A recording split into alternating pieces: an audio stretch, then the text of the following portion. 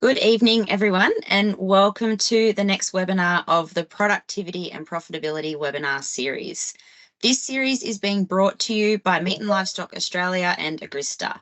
This series is designed to assist sheep, cattle and goat producers to increase the productivity and profitability of their businesses. We will be providing you with timely and topical technical information that's relevant to producers across Australia. My name is Tanisha Shields and I am a consultant with Agrista and I will be your host for this webinar series. I would like to begin tonight's webinar by acknowledging Australia's Aboriginal and Torres Strait Islander peoples as the traditional custodians of the lands on which we live, learn and work. We pay our respect to their elders, both past and present, and to our shared future. In tonight's webinar, I'm very excited to be joined by Anne Collins, who will be talking to us about maximising Dorper reproductive performance in challenging environments. Before I can hand over to Anne, I'll just cover off on some of the housekeeping for tonight's webinar. So tonight's webinar is being recorded and there will be a copy of the recording available on the Agrista and MLA websites. If you would like to ask questions throughout tonight's webinar, we'll be using Slido to handle the questions. So if you head to slido.com and enter the code May0524, that's where we'll be able to ask questions of Anne, and we will then answer your questions at the end of the webinar. Tonight's speaker is Anne Collins. Anne has nearly 30 years experience working with livestock industries in Australia. The majority of this time has been spent working with livestock producers in northern South Australia, but has also extended to involvement in statewide and national projects. She has worked as an advisor with the SA Department of Agriculture, as the Service Delivery Manager for the Department of Agriculture in the SA Rangelands, and as a livestock consultant with Rural Solutions SA. For the last 7 years, Anne has undertaken work as a self-employed independent consultant with AC Ag Consulting, based in the upper north of South Australia. Anne's particular areas of interest include sheep breeding and genetics, reproduction efficiency, technology adoption, and data management. She has a special interest in shedding sheep breeds, hence for tonight's topic, including running her own white Dorper flock. Anne has recently completed a 3-year MLA-funded producer demonstration site project about maximising Dorper reproductive performance, working with a group of producers in the far west coast of South Australia. What they've been doing is trying to find ways to increase the reproductive efficiency of their self-replacing Dorper flocks. In 2022, Anne joined forces with the University of Adelaide to successfully tender for the MLA Donor Company funded project, Quantifying and Improving Reproductive Performance of Shedding Sheep, which I'm excited to hear all about tonight. So thank you, Anne. I'll hand over to you.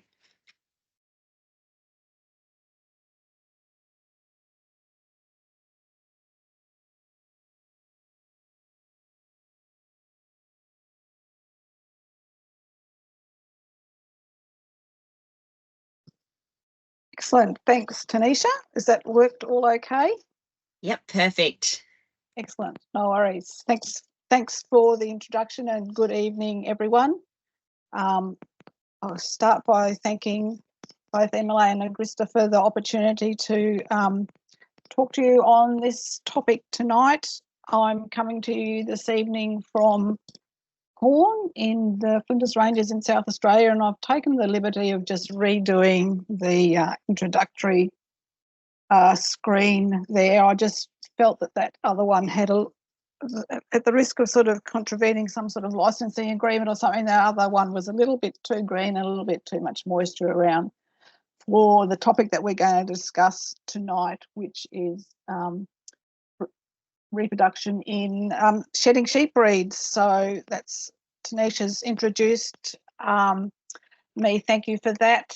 I've been involved with shedding sheep since about 2010. I first got involved, I had the opportunity to take on a sheep genetics service provider role with a white Dorper stud locally, and I've been doing that ever since then. I did effectively manage that stud for some time, and these days I'm actually running my own white Dorper flock here at Corn.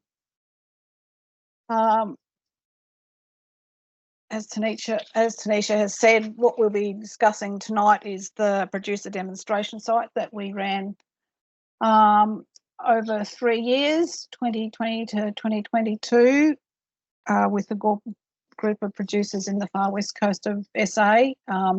And I'll, as part of that, I'll highlight some of the management strategies that we honed in on with those producers and some of the outcomes we saw in terms of monitoring the productivity of their flocks. I should acknowledge at this stage Daniel Shufan, who works with Nutrient Ag Solutions, who he co-delivered this producer demonstration site with me. And at the end of the evening, I'll touch on the new project that Tanisha mentioned that Adelaide Uni is the lead on. So the PDS,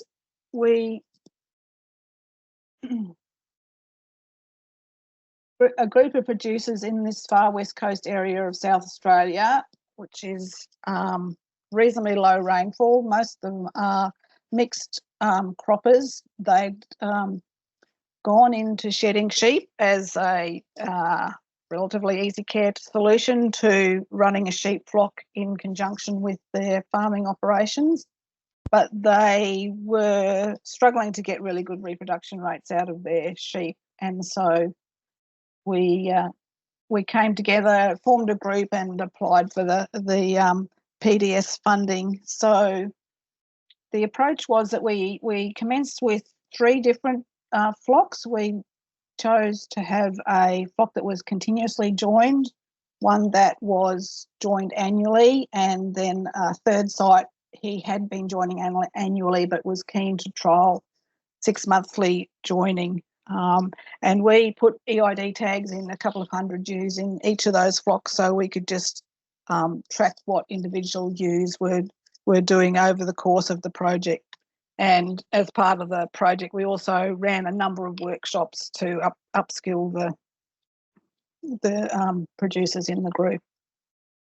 So the outcome of the PDS at the end of the day was that we were able to demonstrate that even though shedding sheep breeds are considered easy care sheep, that with a bit of attention to detail and a little bit of effort in your ewe and ram management and the adoption of some key best management practices, that reproduction rates can be improved in Dorper flocks run in the low rainfall cereal zone. So I'm saying Dorpers a bit, that was sort of the name of the PDS, but I think the sort of work that we did quite possibly applies to any of the shedding breeds in this sort of environment.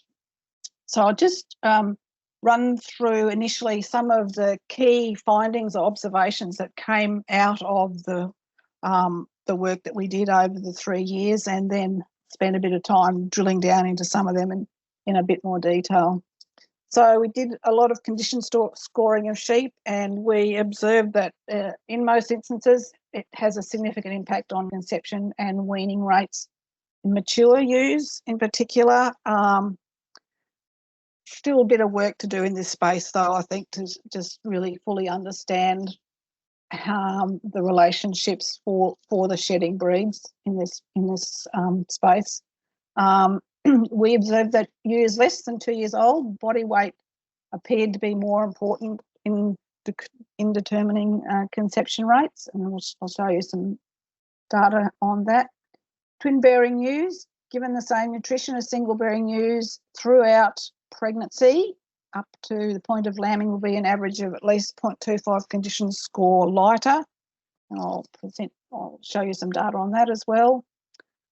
Not surprisingly, you would expect that lactation has a very significant impact on condition score. Wet ewes will be at least 1.5 score less than dry ewes, given the same levels of nutrition.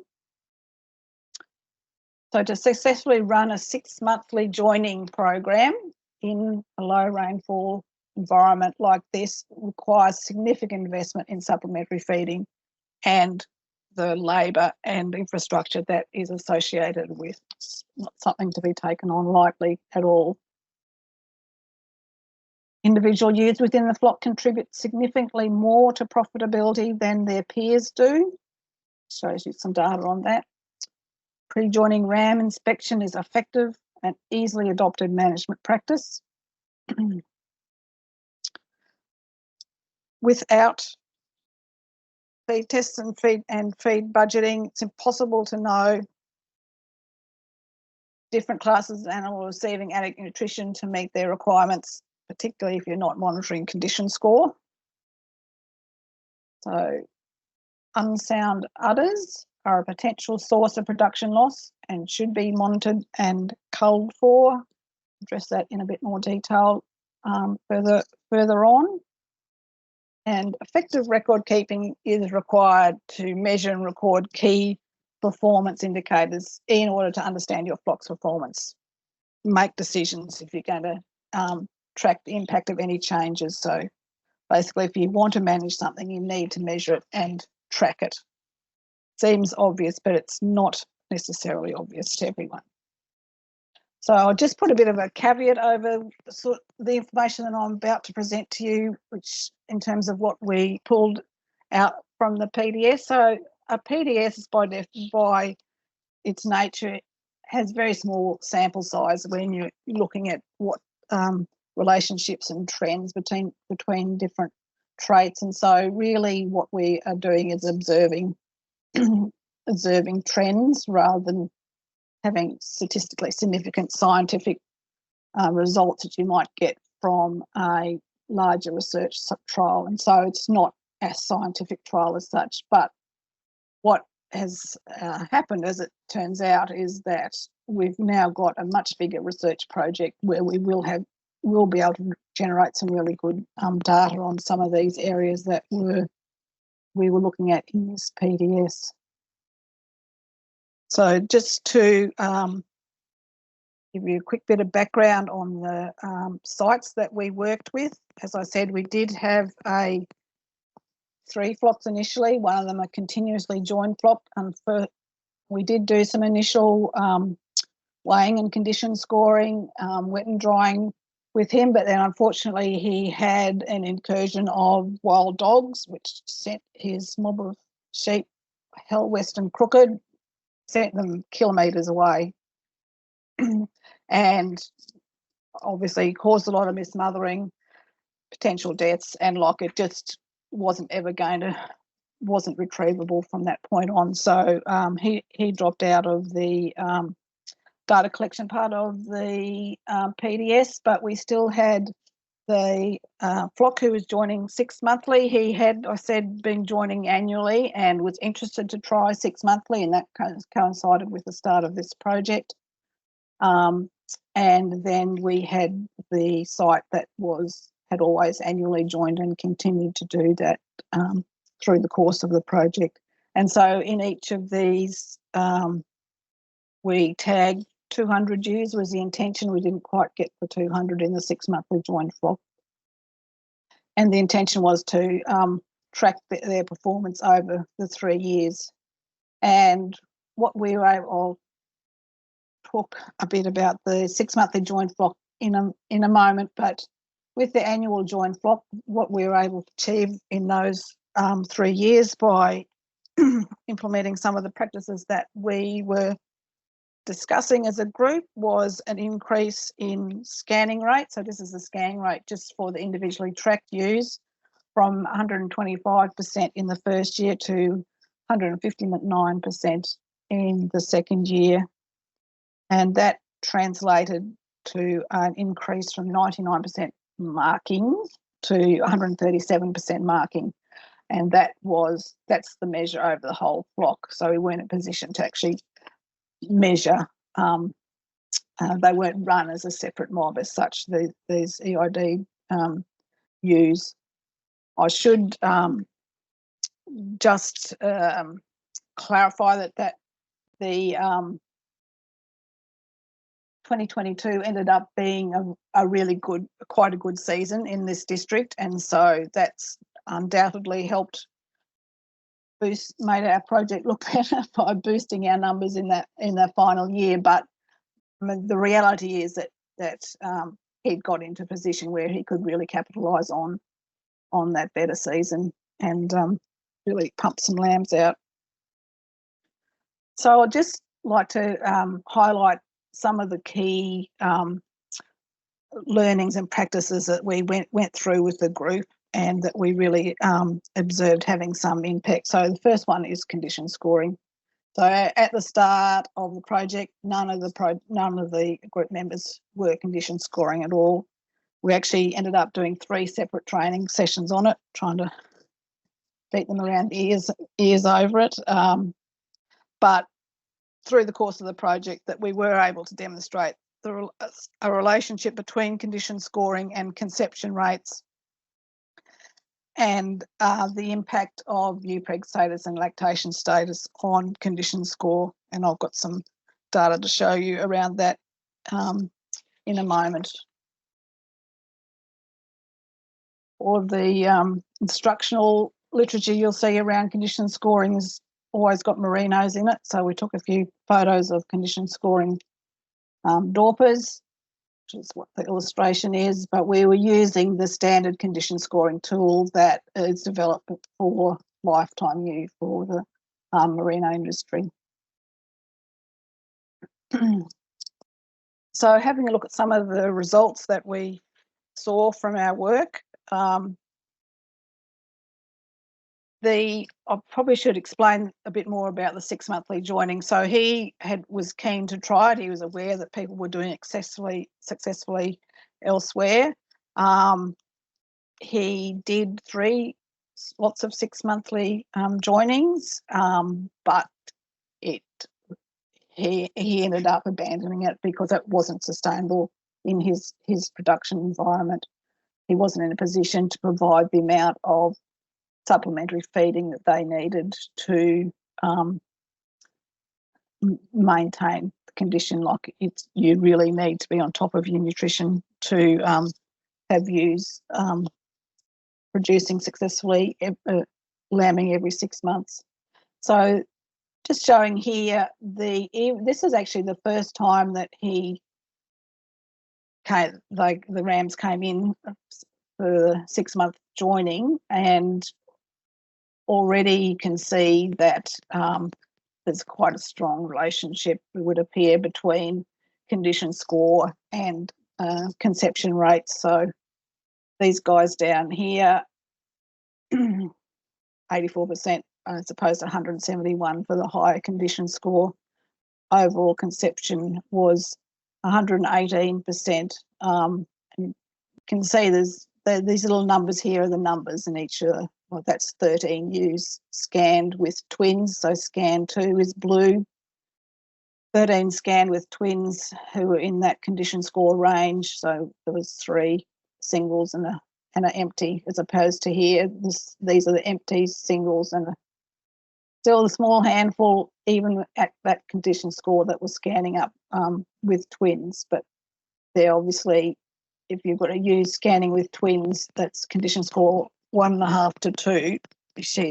She's being set up for failure, really, because she'll be unlikely to be strong enough to successfully raise 2 twins, like twins, through to rearing, for a number of reasons. So the fact that we were getting such a range in condition score is explained by who was wet and who was dry. So at the start of this, looking at this flock, everyone was scanned in lamb, but by the time of that first 6-month joining, some of them had lost their lambs, and so they were dry come that joining.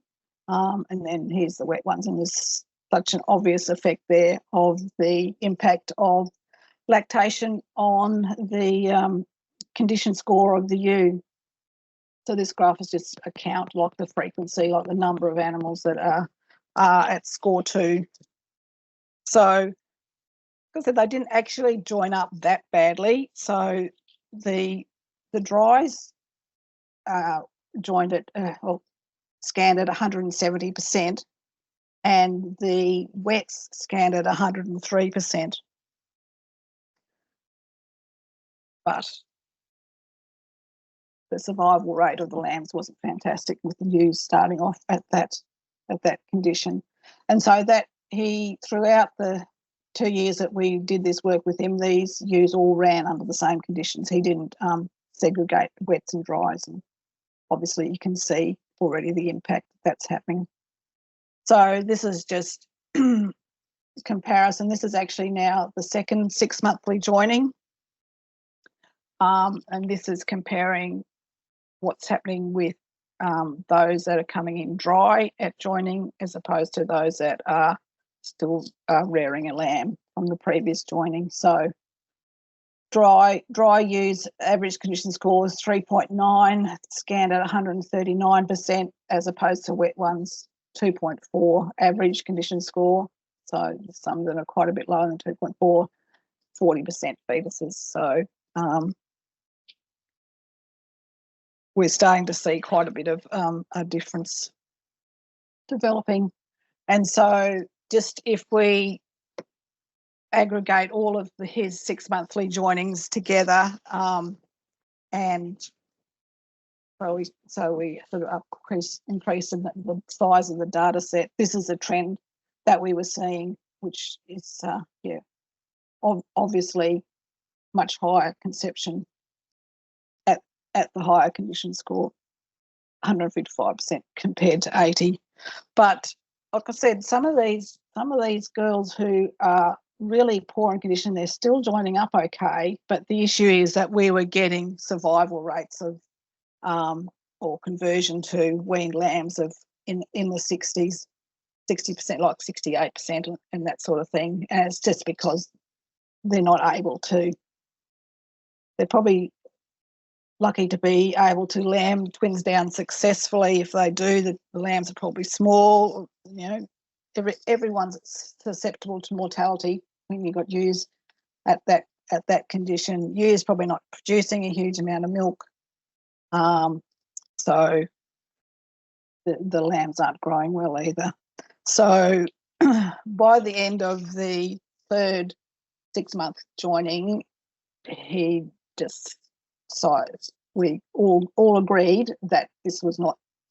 We've trialled it. We've decided it's not going to work, and so he went back to annual joining the next year, and I think he scanned 133% or something the next year. But there was obviously ewes that were still recovering from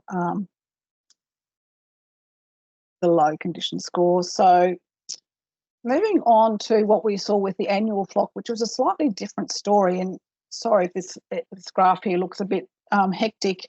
This is a plot. So we put tags in the ears of his orange tag year, so 2018 drop. And so they were 18 months old when we started this in 2020.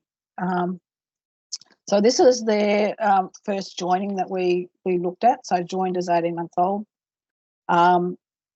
They had, all of these ewes had been previously scanned in lamb as ewe lambs. That was his practice, was that he joined ewe lambs and only kept the ones that scanned in lamb. So this is their second joining.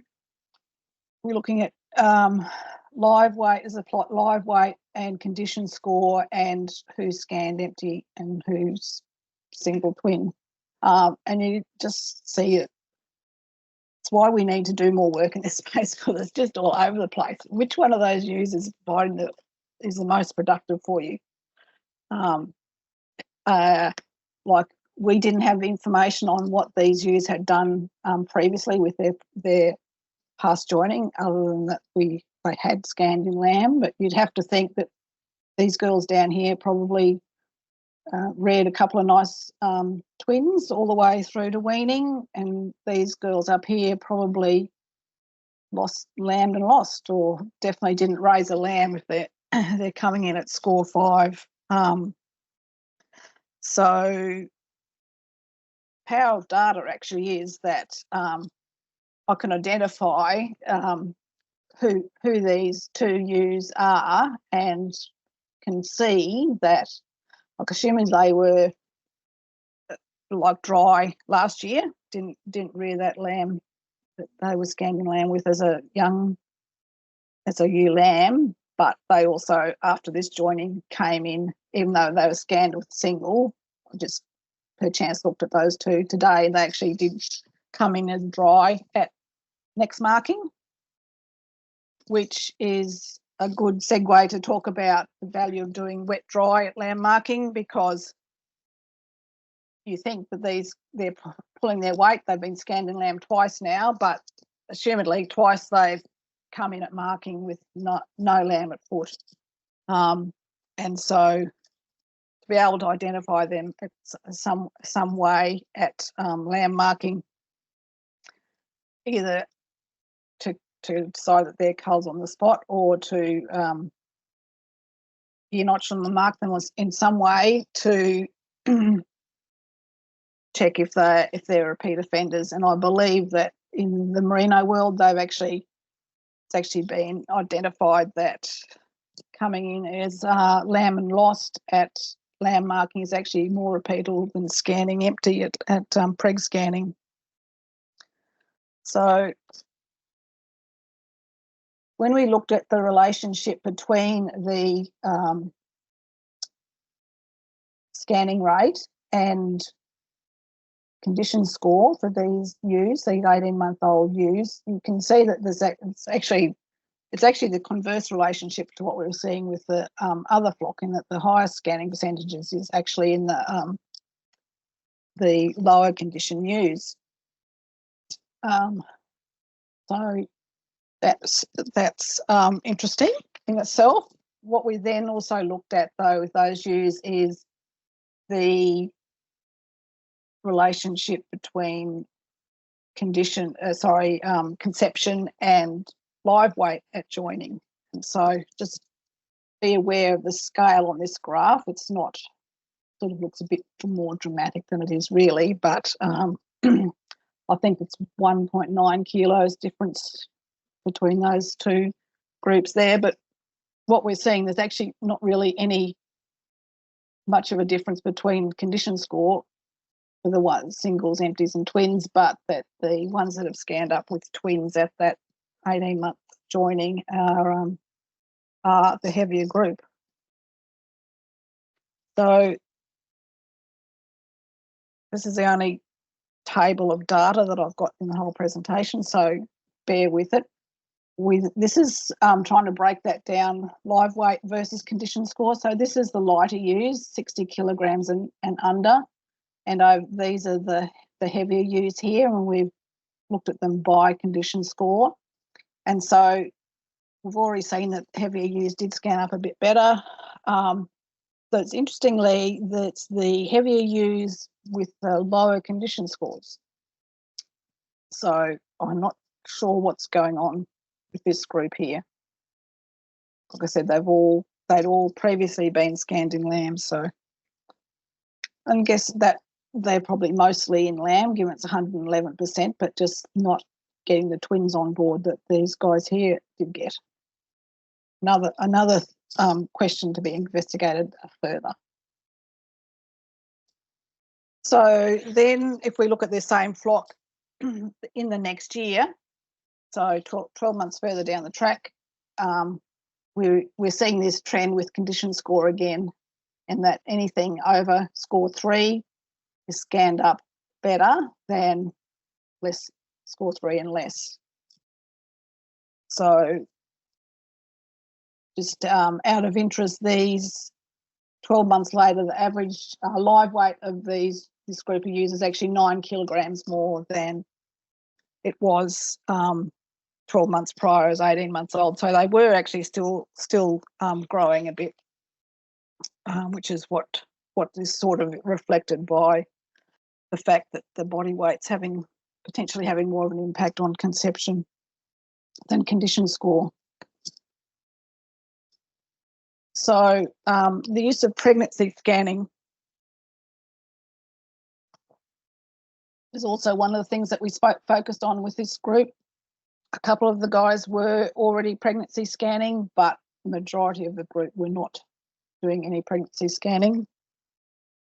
So anyone who is in a controlled joining environment doesn't really work so well if you continuous joining, but obviously preg scanning allows you to identify your empty ewes, make a decision about what you're going to do with them, cull them straight away or give them another joining opportunity. And I guess really an empty shedding sheep is the definition of a true passenger, because all she's doing is eating your feed. She's not providing anything to your enterprise whatsoever. Preg scanning provides you the opportunity to differentiate single and multiple bearing ewes, and we'll drill into that effect and the value of that a bit more in coming slides. But obviously, it allows you to make decisions about managing those two groups differentially if you're in a position to be able to do that.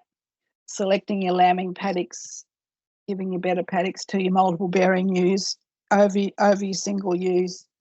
Supplementary feeding your multiple bearing ewes if you need to do that and you're in a position to do that, and potentially lamb your twinning ewes down in smaller mob sizes as well. And also means you know how many mouths you're likely to have to feed by knowing how many lambs you can expect. And also it allows you to get an idea of where you're sustaining losses if you're not measuring the number of fetuses that you're getting on board and comparing it with the number of lambs and at marking and at weaning, then you don't have any idea of where you might be potentially having losses. So this is just give you an idea of what it actually costs to do scanning. Obviously, it's going to be slightly different for everyone. This table is actually taken from a publication which I hope is coming out soon, which is working title is Pregnancy Scanning Sheep, a Guide for Producers, which it came out of a MLA and AWI jointly funded project increasing lambing percentage through better use of pregnancy scanning technology, which was another project led by the University of Adelaide, but a national project which wound up, I think, probably nearly 18 months ago, quite some time ago. Still waiting for the final report and the associated extension material to be published, but we've been told that that will come out in June this year, which is actually next month now. But part of that study, they did some pretty extensive modelling with some very skilled modellers looking at the return per use scan across different environments and production systems, and every example that they used across Southern Australia returned a positive return from the investment in preg scanning, and the average across all the scenarios was actually $5.75 per use scanned. So look out for that report coming out sometime, hopefully in the near future. So this is a good illustration of the advantage of preg scanning and the impact that fetal number has on condition score. So this is a single, the annual joined mob. We took condition scores on his ewes at the end of joining. He did an 8-week joining, so this is when they came out.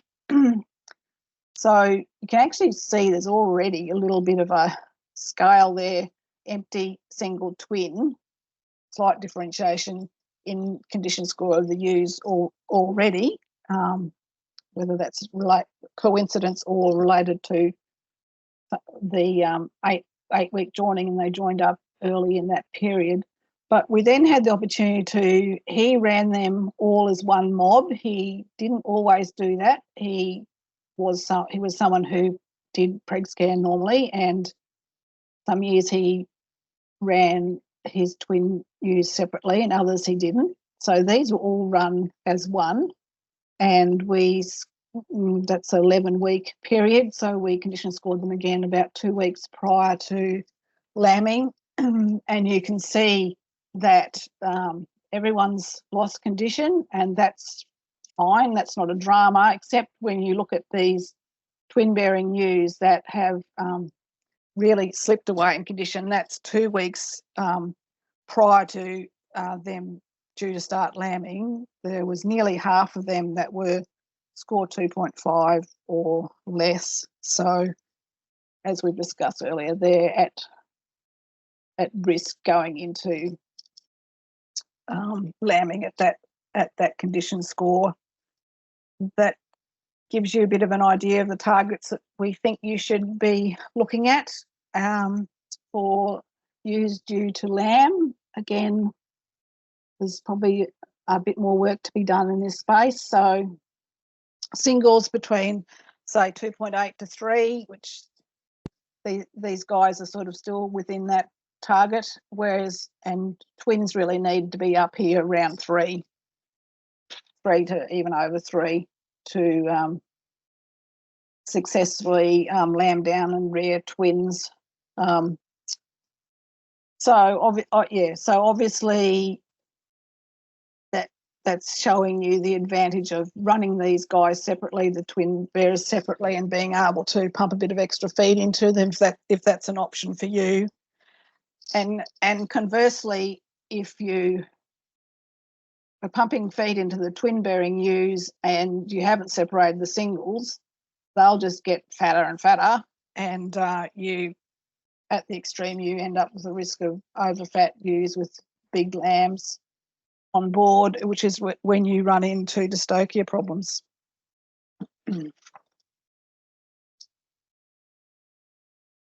So I just touched on this briefly before. Basically, this is just a graphic of, because we tracked these ewes for 3 years, so three joinings. This illustrating what you can learn by having EID and keeping your records, is that number of fetus is that over that 3-year period in any individual ewe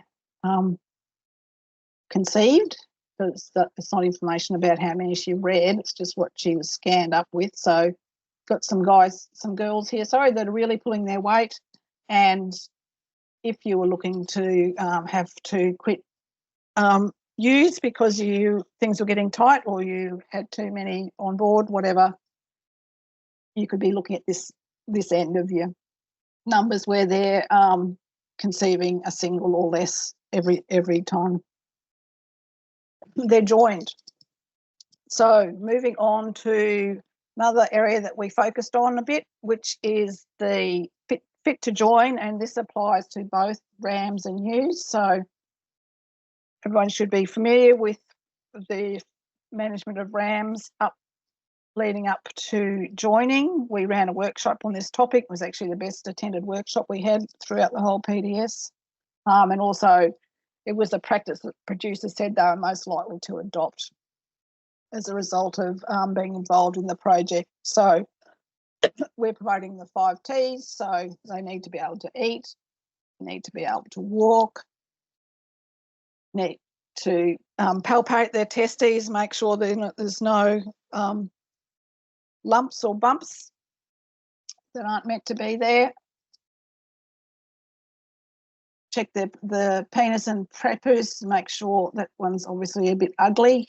Don't see too many of them, fortunately, but he's going to have trouble doing the job, that guy. And then also that they're in a reasonable condition score. We're suggesting 3.5 there, so aiming for that range of 3 to 4. And you need to be feeding, if you're going to need to feed them up to get them up in better condition for joining, it needs to start happening at least 8 weeks before they're going to go out with the ewes.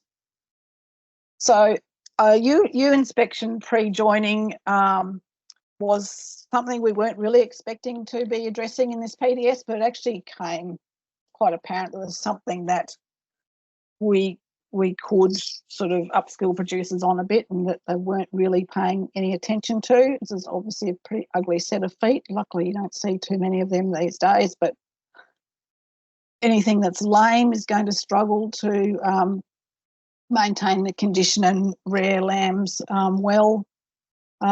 Teeth and associated condition score is a fairly obvious one, and then udders is the other one.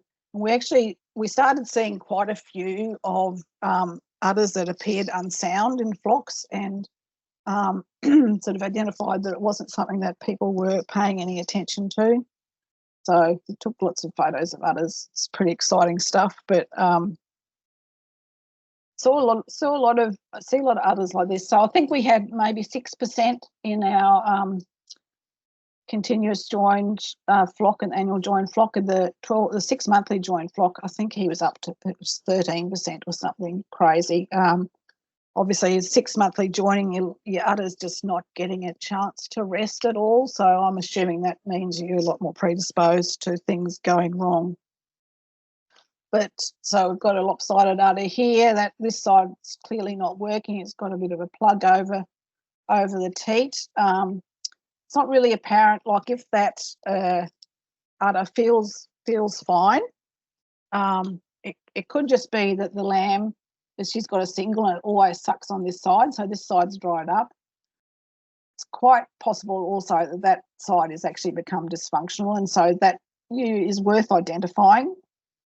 If you're looking for culls, she's probably someone to cull, but you could brand her, tag her, notch her, whatever, EID her if you're doing EID, and see what she does next time, and mark her for exit if it's repeat. She's a repeat offender. And then you've got the more obvious ones that really need to be on the cull list. So this udder here is swollen, hard, hot, clearly got some mastitis going on. So she won't be milking on that. She won't have anyone suckling on that side. It'll be too sore. That is unlikely to fully resolve. There's very high chance that that'll be permanently dysfunctional, that side of the udder. And so even if the other side is fine, which it is in this instance, she'll still really struggle to raise a good set of twins if she's only got one side of her udder working properly. I had a good example of that here just recently, where I had a ewe who had twins very late in the lambing period. She was the last one to lamb out of the whole group. Didn't realise she only had one side of her udder working, and those twins were just up against it for the rest of their life, probably, really. Like, they came in as very small lambs, marking were small lambs at weaning. She just hadn't been able to get the milk into them, and being a bit younger, they were probably permanently tiny.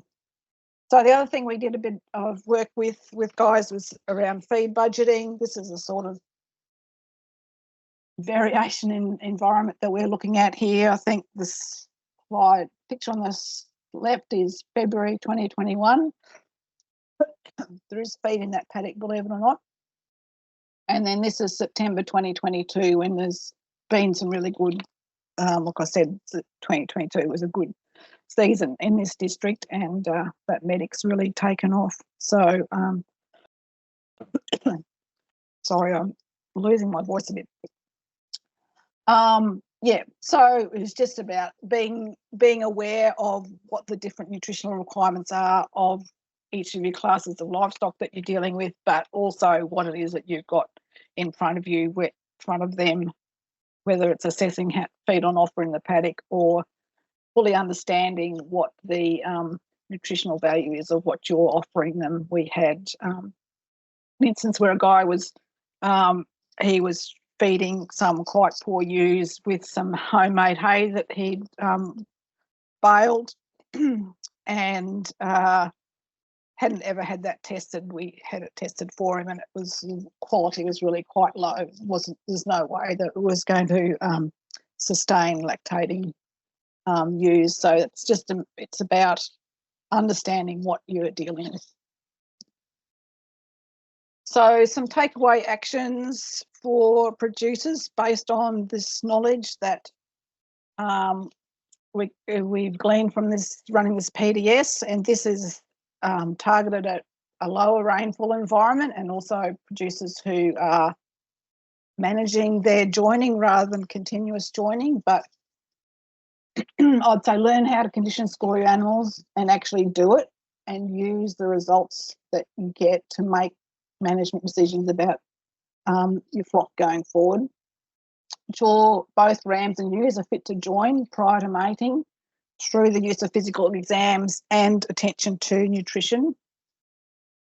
Preg scan ewes and manage accordingly. So quit or remate your empties, feed your twins if you're in a position to do that, and manage your singles. And wet dry your ewes at lamb marking. Understand feed requirements of different classes of stock and use feed tests for effective feed budgeting. And measure and record key performance indicators. If you don't measure it, you can't manage it. You may have heard that statement previously. So I'll just give you a quick introduction to this new project that started second half of last year. So MLA decided that they would make some investment in this area and put out a tender to do a national project looking at quantifying, actually getting some good, accurate data on what people are achieving already, and then what the options are for improving repro performance with shedding sheep. So I got together with Adelaide Uni and we put a proposal up and won that tender. So the project is being led by Adelaide Uni, but we're looking, it's run nationally, so it's over all states that have got shedding sheep running. So we're initially just collecting information to actually get some real data on what people are achieving now, rather than relying on pub talk information.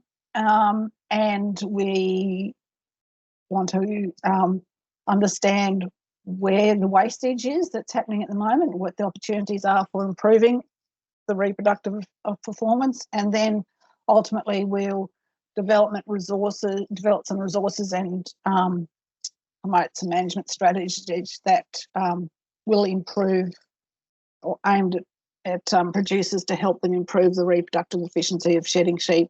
And there's a heap of questions that we want to try and answer, and there's probably too many of them to address in one 4-year project. But things like we've talked about is just truly understanding, rather than relying on the research that's come from merinos, is with shedding sheep, what the rules are with condition score, what the targets should be, what the influence of condition score and live weight are on getting the most out of your joining and lambing, recommendations for joining ewe lambs, understanding the true seasonality of cycling with the shedding breeds, and if they truly, how that changes across the season and with different latitudes, etc. Shedding, and if that impacts growth and repro, and getting accelerated joining right, and a heap of other questions that we've got on our list as well. So we, to get this project up and running, we put out some expressions of interest to flocks who might like to be involved with the work. We had 93 responses nationally from people, and from that we've put together 23 core flocks and 32 self-reporting flocks. And so the core flocks are flocks that we're working with, a consultant is working with the flock. They're using EID, and we're actually tracking individual ewe reproduction traits across the 4-year period, ideally.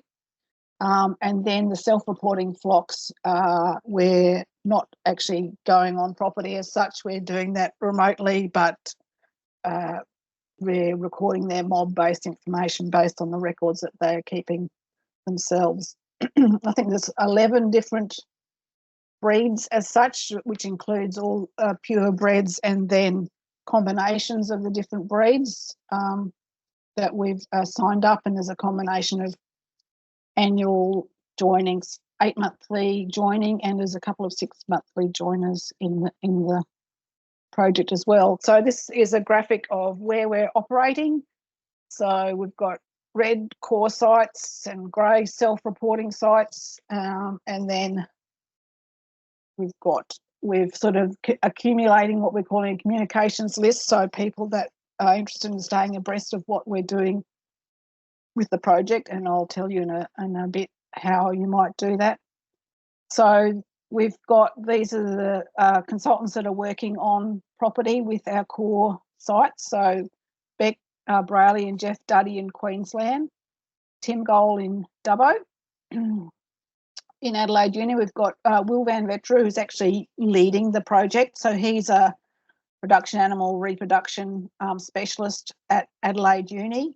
And Bobby is a postdoc at Adelaide Uni, and she's doing all the hard work for us, crunching all the data and managing our data submissions. I've got some flocks in South Australia, and then Mick Seal in Perth is doing a number of flocks over in WA as well. So if you strike any of those guys in your travels or work with them already, feel free to have a chat to them about what we're doing with that project.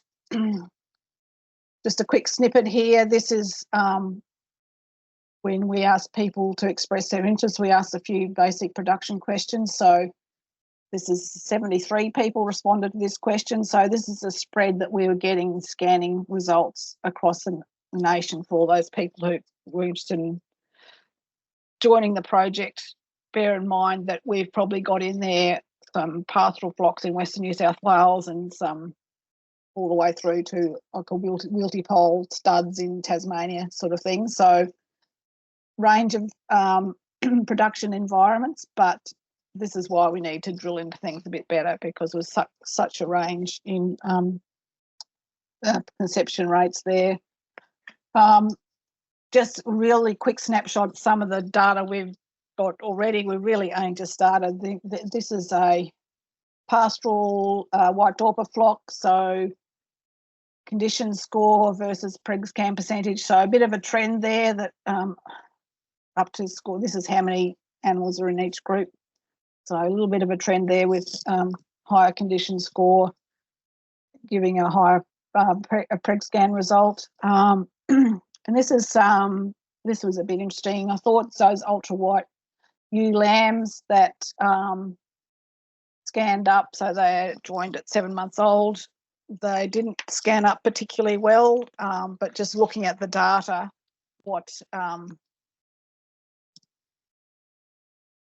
basically all of the empty scan 1, scan 2, similar weight to start with and very similar condition score to start with, but the difference between the groups seems to be the weight gain. So still pretty small numbers to start with, but this is the sort of thing that we're trying to drill down to in terms of the data we're collecting.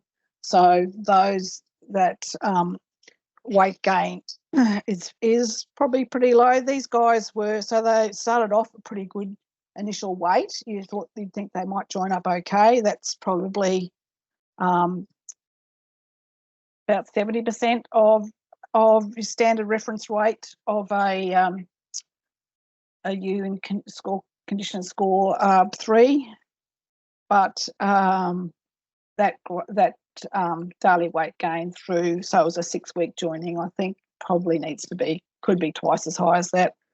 So that'll be something that'll be interesting to look at into the future. So take-home messages are that taking care of the basics will return an increase in lambs weaned and is a worthwhile investment of time and money. So utilise condition scoring as a management tool to inform management and feeding decisions. Ensure ewes and rams are fit to join. Preg scan for multiples and manage accordingly. Understand the feed requirements and do feed budgeting. And if you're serious about making changes, make sure you measure what you're doing. I've got a couple of resources here that might be of interest to people. MLA have got a really good fit to join for ewes. That's an excellent resource if you want to have a look at that. How to condition score. The full write-up from the PDS is available online if anyone wants to have a look at that. And the University of Adelaide MLA Donor Company project, if anyone's interested in signing up for the comms list in that project, you need to send your details to Bobby. So that is email address there, which will be saved on these slides that you'll receive at the end of this presentation. And we actually have a page on the MLA website as well that you can go to. And finally, I'll just say thank you. Thanks to MLA for funding the PDS. It was really valuable. Thanks to Daniel for co-hosting the PDS. We couldn't have done it without him. And to the guys in the producer group on Eyre Peninsula, and particularly the guys who were cooperating sites. Thanks, Tanisha. Excellent. Thank you, Anne. Just while I change back screens, I'll just remind everyone we've got time for a couple of questions. So if you have any questions, head to slido.com and enter the code May0524 to ask a question. Any questions that we don't get to tonight, Anne and I will be recording a podcast episode after this webinar, so we'll make sure that we answer them in that episode. Anne, the first question that we've had come through, you mentioned that you'll be tracking shedding, growth, and repro rate. How will you rate shedding? This has come from a course site, and they're wondering how you'll be collecting the shedding data. For example, clear skin versus hair versus kemp. Yep, no worries. I'll just go back to that screen there, maybe, Tanisha. Is my screen still being shared? No, it's not at the moment. Okay. All right. Sorry. With the technology. There we go. That's cool. Just sort of people wanted that email address. Yep. So that is what at this stage it's probably not the highest priority criteria that we're looking at. So a lot of the data that we've collected, I think a couple of flocks we've actually done a shedding score, but we won't be doing with all flocks. I don't think. Some of us are a bit more interested in it as a trait and whether it's got influence on those other traits or not. But we will use the current sheep genetics. Like Sheep Genetics they're doing some work in this space with a project in Victoria, but there's a standard visual score guide. So I think that's probably the most appropriate thing to use in this case. No worries. Thanks, Anne. And when should you assess udders, and how do you assess them if the ewe is dry, for example, pre-lambing?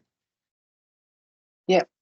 Good point. So good question. James Whale, who did that fit to join work for MLA, he was assessing udders when they were dry, and so in doing that you do literally have to put your hands on every udder to test to find lumps. Especially with accelerating joining, you don't get as much of an opportunity. Like personally, I tend to do it while they are lactating, just because visually it's much more obvious when something's a wrong shape or size or a bit wonky or lumpy. So I'd encourage people to actually go and look at that fit to join resource that MLA has got. There's a I had the actually, am I still on? So this is that shows, yeah, that's a really good tool, and there's good resources online as well. So I don't think I'm necessarily an expert in that space. I just know what I do personally. Thank you, Anne. And one last one was in around the condition scoring that you mentioned. It's such an important part of the cycle. As a Dorper producer, where can I go to get trained in condition scoring? Yes, good question. Obviously, there's been a lot of condition scoring rolled out through the lifetime, condition scoring training rolled out through the lifetime ewe management courses. And even though that's an AWI product, I'm aware, I'm not a deliverer as such, but I know some of my colleagues in South Australia have actually had Dorper producers in their groups, in their lifetime ewe management groups. So I know that is a thing. I'm not sure how much it is encouraged. Other than that, I think you tap on the shoulder a local consultant, or depending what state you're in, a department person. Some states have got resources in government departments still, others don't, but yeah, find someone who has got some expertise in that space. Yep. It's probably something, and I think it's probably that'll be one of the end results of this bigger project we're doing now, is actually setting up those sort of training opportunities. Thank you very much, Anne, and thank you to everyone who's joined us for tonight's webinar. I know I'm certainly very excited to hear all about the bigger project and see the results coming out of that, because as you've shown us, Anne, tonight, often by asking a question, you end up answering that question with more questions. So there's been some great information about how producers can improve their reproductive performance in their Dorper flocks that you've presented tonight. And for those that have joined us, if you have any additional questions or suggestions for future webinar topics, please reach out by completing the survey at the QR code on your screen. This is really important as it helps us to select what topics we're going to present about in the future. And as I mentioned, if we didn't get to your question tonight, be sure to tune in to our podcast episode that Anne and I will be recording. We'll make sure that we get to those extra questions that came through tonight. I'd like to say thank you again for everyone attending, and we look forward to you joining us for our next webinar, which will be next month on the 19th of June. We'll be hearing from Sally Martin about electronic identification. And if you missed last month's webinar, make sure you head over to the MLA or Agrista websites to watch that. And as I've already mentioned, be sure to check out the podcast series. You can find it on all of the major podcast platforms under Productivity and Profitability Media Series. Happy listening, and thank you, Anne. You're welcome.